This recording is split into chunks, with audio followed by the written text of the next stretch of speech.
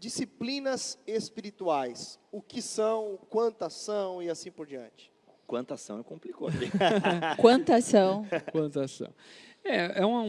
A quantidade é um assunto amplo. Existem aqueles, enfim, que são, digamos assim, mais populares e mais práticos e que a gente observa na própria Escritura como orientação para que nós pratiquemos. E as disciplinas espirituais nada mais são do que ferramentas dadas por Deus a nós para que mantenhamos uma disciplina do nosso corpo para desenvolvermos a nossa espiritualidade. E essa disciplina do nosso corpo é de levar cativo os nossos pensamentos, a nossa mente, as nossas próprias instintos e desejos, aí falando da nossa natureza mesmo, matéria, enfim, para cativarmos tudo isso ao Espírito e assim sendo buscarmos, enfim, uma vida mais próxima e mais bem relacionada com Deus. Um outro ponto também, a gente teve aqui, né, sobre discipulado e tal, na semana passada, então quero reforçar algumas coisas que foram faladas lá provavelmente, mas que tem muito a ver também com o tema de hoje, que é assim, a gente usa muita palavra evangélico, a gente usa muita palavra cristão, mas o Stott, no livro Discípulo Radical, ele resgata essa ideia de que ser discípulo é estar debaixo da disciplina. E até porque a palavra disciplina, para nós, né, quem veio de movimento pentecostal tem medo dessa palavra disciplina, porque é você ficar no banco sem ceia, sem nada, sem vida, né? Mas a palavra disciplina é maravilhosa, e os discípulos eram chamados dessa forma no começo, né? O termo cristão, ele é um termo posterior, digamos assim. É só lá na metade do livro de Atos que aqueles que seguem a Jesus começam a ganhar, eles são cristãos, e até a palavra tem uma denotação meio política, né? Eles não eram cristãos porque eles imitavam a Cristo, eles eram cristãos porque eram do partido de Cristo, que de alguma forma era uma oposição a César. Mas a forma de ser nomeado os seguidores de Jesus é discípulo, e ser discípulo é estar debaixo de uma disciplina. E por que isso é interessante, né? Pegando aqui carona com o que o pastor Lipão falou, a nossa natureza e a nossa tendência natural é o caos, é a desordem, é o pecado, é a maldade, né? Até o Richard Foster, que é o livro que a gente vai utilizar como base aqui da sequência dos Na Mesa, ele fala isso, que o mar produz lodo, que o mar produz o barro, né? Que isso é normal, ter a questão dos rios e tal, é da natureza de determinadas coisas. O porco, por exemplo, né? Você limpou o porco, eu como palmeirense posso falar com propriedade aqui, você pode limpar o porco, que é o baby, né? A coisa linda, o baby, o porquinho. Meu irmão, solta o porco, ele vai para o lodo, ele vai para o barro, ele vai se sujar, porque é da natureza dele isso. E é da nossa natureza se sujar, é da nossa natureza procurar a imundícia. Por isso que disciplinas, porque as disciplinas nos ajudam a colocar ordem no caos. As disciplinas existem para isso. Por exemplo, a gente vive na era fitness, né? Eu estou na era fatness ainda, mas a gente vive na área... Fatness é ótimo. Eu estou na era fatness, mas nós temos aí a era fitness.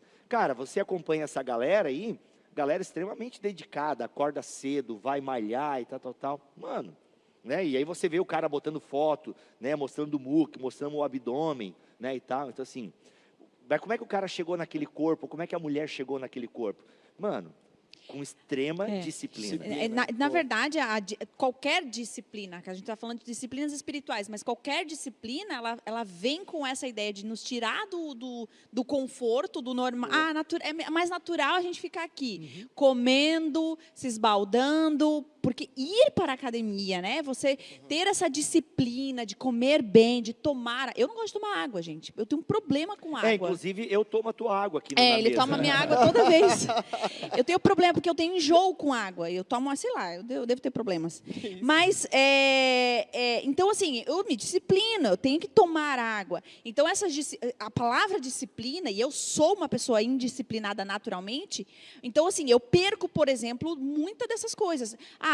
Tem que orar, né? Não, talvez um dia vai se tornar um prazer, mas no começo é disciplina, você tem que fazer e tem que te tirar do conforto, porque é justamente isso, né? Como porco, nós também, como porcos, aquela pecadores, né? natureza porca, a gente vai sempre, fale por ti, né? Não, mas Mas vai sempre pro que é mais fácil, pro que é mais confortável. Então a disciplina, tem muita gente que fala assim, eu não ouço mais a Deus, mas como está a disciplina de você ler a palavra todos os dias, de você buscar a Deus todos os dias? Porque claro, como é que ouvir a Deus é gostoso, mas claro, é gostoso a partir de um momento em que você, infelizmente, tem que se disciplinar, porque naturalmente ninguém busca a Deus, naturalmente ninguém E o busca que Deus. o Bibo mencionou ali anteriormente, acho que é muito bom salientar e até destacar, né, o fato de que praticar as disciplinas espirituais, na verdade, é a prática do cristianismo. O cristianismo é a prática de disciplinas espirituais em obediência a Jesus, uma vez que nós temos Ele como nosso mestre, nosso Senhor, e por fim, então, caminhamos em disciplina a partir daquilo que Ele nos instrui e nos deixou como mandamento, para que assim possamos domar a nossa carne, a nossa natureza e vivermos de maneira espiritual em tudo que fazemos. E é interessante que o chamado de Jesus é um chamado diferente dos demais mestres, né? Como vocês sabem, Jesus, ele foi um de tantos outros mestres e rabis que tinha em Israel naquele tempo. A diferença de Jesus, claro, tem várias diferenças, ele é o próprio Deus no nosso meio, mas humanamente falando, Jesus, ele não fala para as pessoas seguirem a lei em última análise. Falam para o quê? Seguir a Ele. Né? Então, de alguma forma, não tem como você ser cristão, e aqui é muito legal o que o pastor Lipão falou, porque o modus operandi nosso é esse. Nós estamos debaixo de uma disciplina. Não existe essa tal liberdade. Nenhum cristão pode bater no peito e dizer, eu sou livre, eu faço o que eu quero da minha vida. Porque e tal. isso é libertinagem, né? Isso Inclusive, é libertinagem. que ele aborda aqui no Celebração da Disciplina. Que quando ele fala assim, que é quando as disciplinas viram lei, né? Ou elas, você não tem nenhuma disciplina. Que aqui eu costumo usar os 3 L's do cristianismo, se puder me dar eu só rapidamente explicar isso. Claro. É os 3 L's do cristianismo, que é o quê? A libertinagem, a liberdade e o legalismo. Acompanha comigo. A libertinagem, o que é? É o desejo exagerado de prazeres, é a vida sem regras, é o famoso hashtag vida louca. Então o cara faz o que ele quer, ele é dono da própria vida, eu sou capitão do meu próprio destino, eu faço o que dá-me na telha e Meu tal. corpo, minhas regras. Meu corpo, minhas regras. Mal sabe ele que ele é escravo de si mesmo, né? E escravo do pecado, é Romanos capítulo 1. E aí nós temos o quê? Nós temos o legalista. O legalista é aquele que quer fazer tudo certo, que obedece à lei, e ele cumpre todas as regras, só que qual é o problema do legalista? Ele coloca a salvação nas disciplinas espirituais. Ele coloca a salvação no tanto que ele ora, no tanto que ele jejua, no tanto que ele contribui, no tanto que ele faz isso. Então ele é o legalista, e ele julga todo mundo que não faz o que ele faz, como pessoas que não são dignas. E são distorções. O libertino, ele distorce a palavra de Deus, porque não, eu sou salvo pela graça, não importa o que eu faça, o sangue de Jesus me cobre, eu vou para o céu, não é o que eu faço, mas o libertino, ele tem um discurso muito bonito, é um discurso da graça, né? Libertário, né? Libertário, não, porque eu não tenho nada a ver com religião, a minha religião é Jesus, e pô, tá certo? Liberalismo. Né? Mas no fundo, cara, aí ele vive de qualquer forma, né? Não, eu não tenho nada, meu irmão, porque eu sou pecador mesmo, mas Jesus morreu por mim. O discurso dele está certo em última análise, mas aí ele tem uma prática totalmente equivocada e ele não entendeu as consequências desse discurso. Né? E aí o legalista é aquela coisa que leva a lei para um outro lado. E aí nós temos o que no meio? A liberdade, nós temos o evangelho. E o evangelho é entender que ao ser liberto, né, do pecado, me torno escravo de Cristo.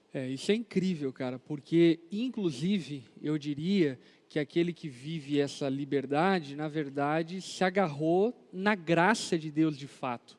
O libertino que diz viver na graça, na verdade, ele vive, como o próprio Bonhoeffer vai falar, vive uma graça barata, ele vive uma graça que não é eficaz, não tem poder, não atua na vida dele, enquanto o legalista, ele está correndo atrás da prática das disciplinas como meio de obter a salvação.